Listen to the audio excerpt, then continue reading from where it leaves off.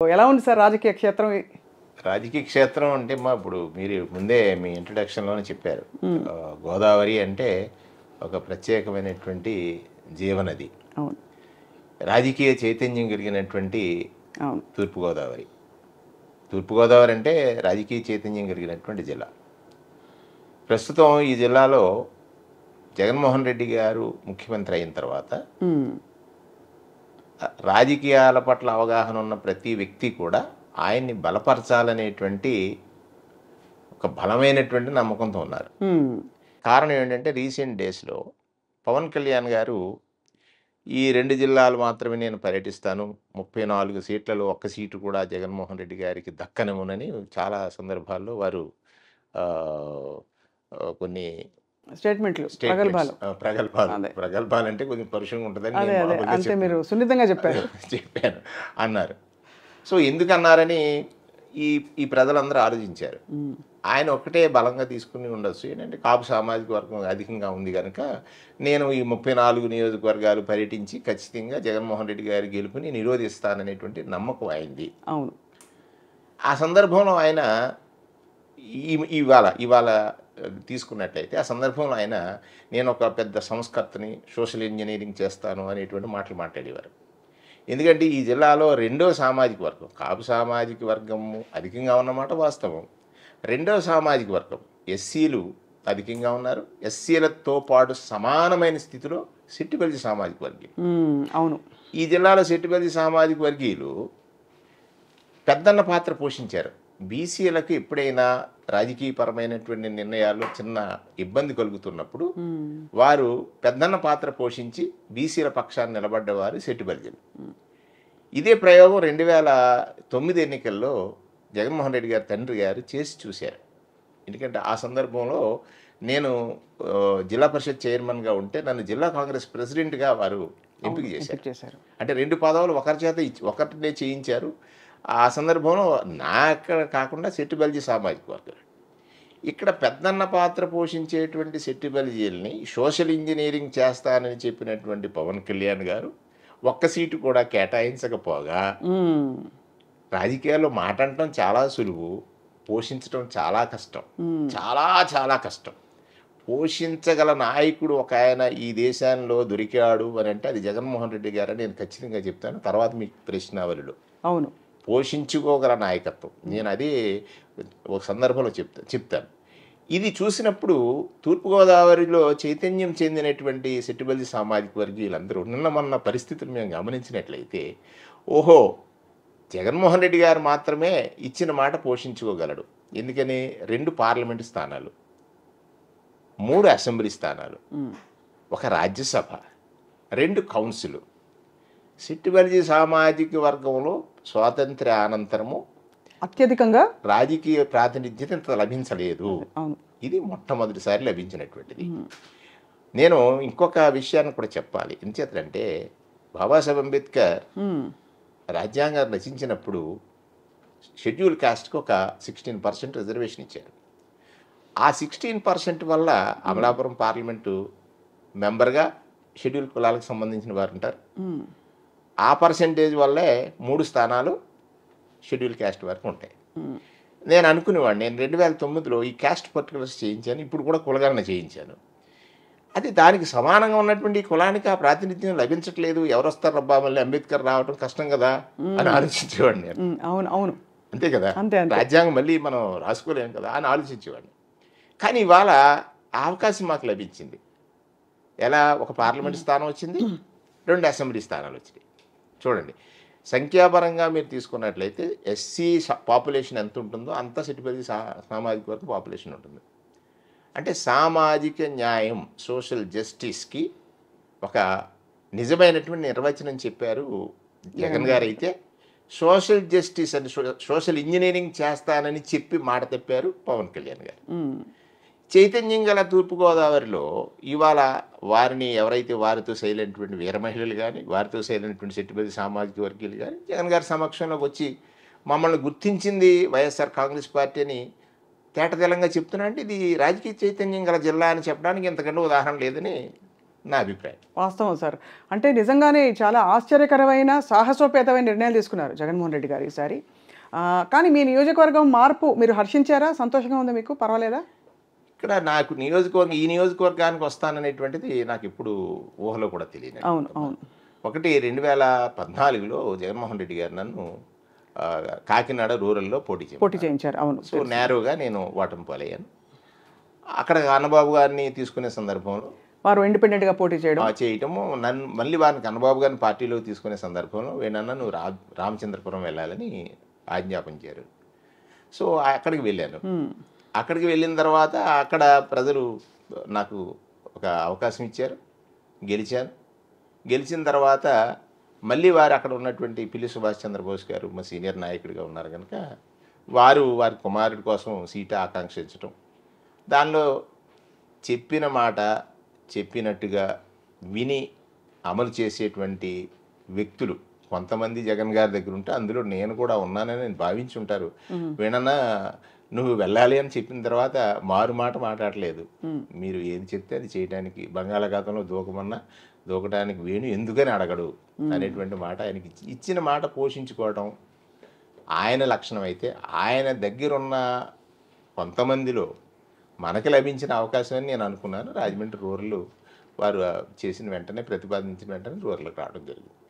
రూరల్లో నాకున్న అనుబంధం గతంలో జక్కంపూడి రామ్మోహన్ రావు గారు జిల్లా కాంగ్రెస్ అధ్యక్షుడప్పటి నుంచి, తర్వాత ఆయన మంత్రిగా ఉండగా, తర్వాత నేను మళ్ళీ జిల్లా పరిషత్ చైర్మన్, జిల్లా కాంగ్రెస్ అధ్యక్షుడిగా ఈ నియోజకవర్గంలో జక్కంపూడి రామ్మోహన్ రావు గారు నన్ను అక్కడ రాజోల్లో ఒక కృష్ణంరాజు గారు ఒడిలో దొరికిన ఒక విత్తనాన్ని తెచ్చి కడియపు లంకలో నాటారు.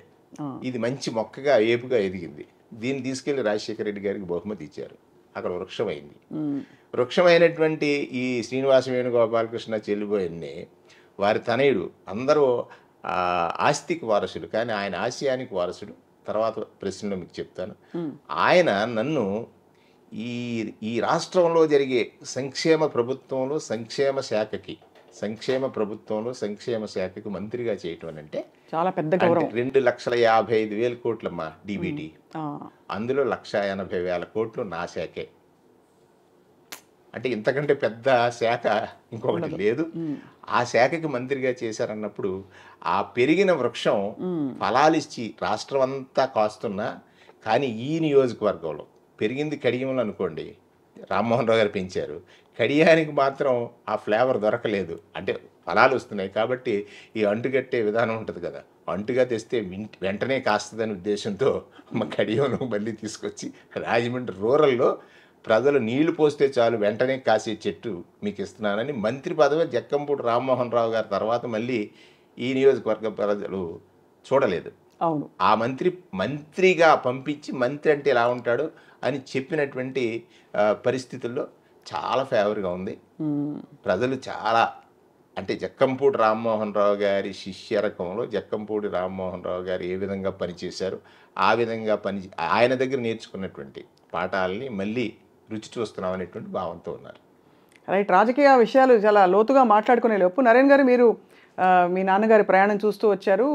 ఇక్కడ సంక్షేమ పథకాలు ప్రజలకు అందుతున్నప్పుడు ఏ మేరకు వాళ్ళు దీని ఆవశ్యకతని, దీని గొప్పదనాన్ని గుర్తిస్తున్నారండి? పరిశోధన తర్వాత జగన్ గారు ఈ పథకాలు తీసుకొచ్చారని నేను బలంగా నమ్ముతానండి. సంక్షేమ పథకం అంటే దాన్ని ఏదో ఒక చులకనగా ట్రీట్ చేయాలనే ఒక ఆలోచన తీసుకురావాలని ప్రతిపక్షాలు చాలా ప్రయత్నం చేస్తున్నాయి. ఫ్రీబీస్ అనే ఒక మాట తీసుకొస్తున్నారు. వాళ్ళ మేనిఫెస్టో ఇప్పుడు చూస్తే మీకు అర్థమవుతుంది సూపర్ 6లో ఎన్ని ఫ్రీబీస్ ఉన్నాయి అనేది. అట్లీస్ట్ ఒక పథకం అనౌన్స్ చేసినప్పుడు దానికి ఒక ఎండ్ టార్గెట్ ఉండాలనేది ఎవరైనా ఆలోచించాల్సిందే.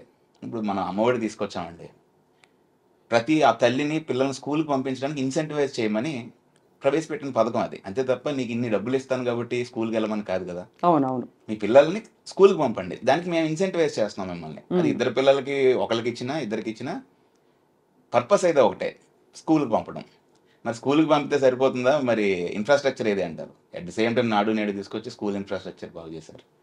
సో ఒక జనరేషన్, నెక్స్ట్ జనరేషన్ కోసం ఆలోచన చేసి అంత హెవీ ఇన్వెస్ట్మెంట్ చేశారు జగన్మోహన్ రెడ్డి గారు. ఇప్పుడు ఓట్లు వస్తాయా అంటే ఎవరైనా చెప్తారు స్కూల్ పిల్లలకి చెయ్యొద్దు, వాళ్ళేం ఓట్లు వేయరు కదా అనేది పెద్ద పెద్ద ఐఏఎస్ ఆఫీసర్లు కూడా ఇచ్చే సలహా అండి అది. బట్ దాన్ని కూడా బేఖాతరు చేసి ఆయన నెక్స్ట్ జనరేషన్ కోసం ఆలోచించారు. అవును. ఇది నిజంగా విజన్ ఉన్న లీడర్ చేయాల్సిన పని అనేది నేనైతే బలంగా నమ్ముతానండి.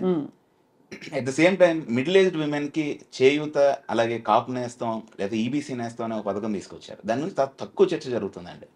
ఇన్ఫ్యాక్ట్ అది ఎంత మ్యాజికల్ అంటే, ఫర్ ఎగ్జాంపుల్ మహిళా స్వావలంబన కోసం, అంటే ఆర్థికంగా వాళ్ళు పురోగతి చెందడం కోసం వాళ్ళు ఏదో చిన్న పని చేసుకోవడానికైనా ఒక ₹1,00,000 ₹2,00,000 అప్పు చేశారనుకోండి, దానికి సంవత్సరానికి ఎంత లేదన్నా 15,000 18,000 వడ్డీ అవుతుంది. అవును.